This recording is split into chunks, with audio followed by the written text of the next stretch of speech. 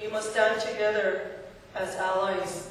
The indigenous people, we had no choice but to continue to fight. We had no choice to say, we have to stand up and say what is not right for our people. We are the First Nations of this land. We are the first people to occupy this land. And we will continue to fight, and we will continue to resist the things that we know as Indigenous people are not good for us. Resistance is something we must pass on in strength to our next generation.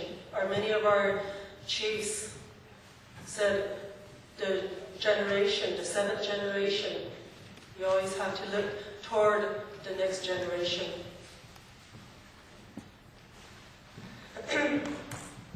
Our part today as occupiers, as protesters, as people wanting change, as people saying, this is not what America is about.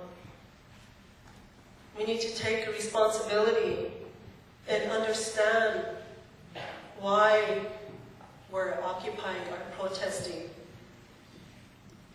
Things that are happening here today.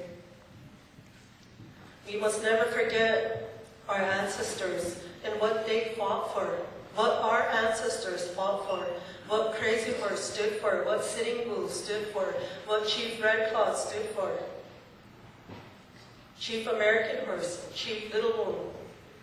We must never forget what our ancestors fought for long ago, and because their spirit still walks with us today.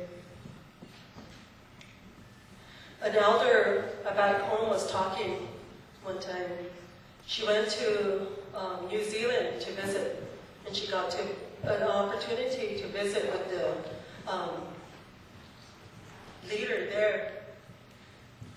And she was sharing with him the struggles that Indigenous peoples face here in the United States, and he shared what they were facing there in New Zealand.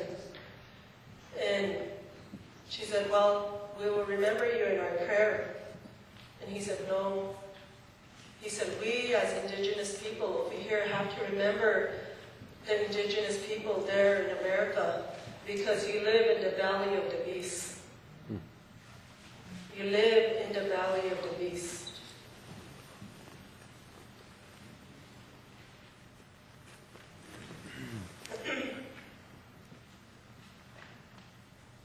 So today, my message is like the beat of the drum.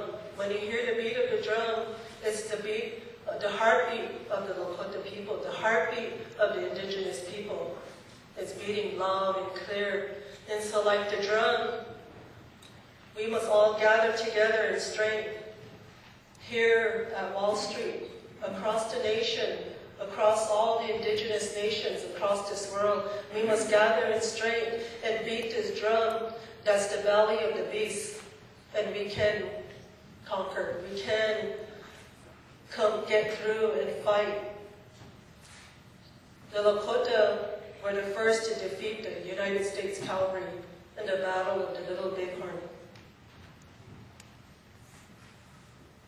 We were the first to conquer and defeat the United States Cavalry.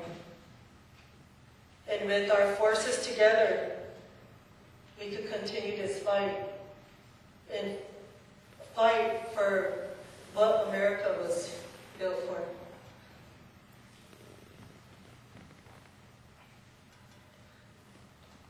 And I'll end with a quote by John Trudell. Our protests are against our rulers. All the intentions they have, we are so used to blaming and complaining, we need to stop. We need to objectively and coherently understand what it is that we want to accomplish. We have to recognize what our issues are. We must take responsibility of our own lives. And today, back in Pine Ridge Indian Reservation, there's many, many leaders like Jake, myself, many leaders who speak up in our communities and say, if the tribal government, the IRA government is not working, we need to say this is not of our people. IRA government is not of our people. Our traditional government is what's effective for our people. We continue to speak up on the disparities on how the health care of our people. We continue to speak up about the education, the one size fits all, the no child left behind. We continue to speak up against that. So our fight today continues. But we always walk with the spirit of our ancestors. And anytime there's a gathering like this, we know that our ancestors of our great Sioux Nation also are here today to stand with us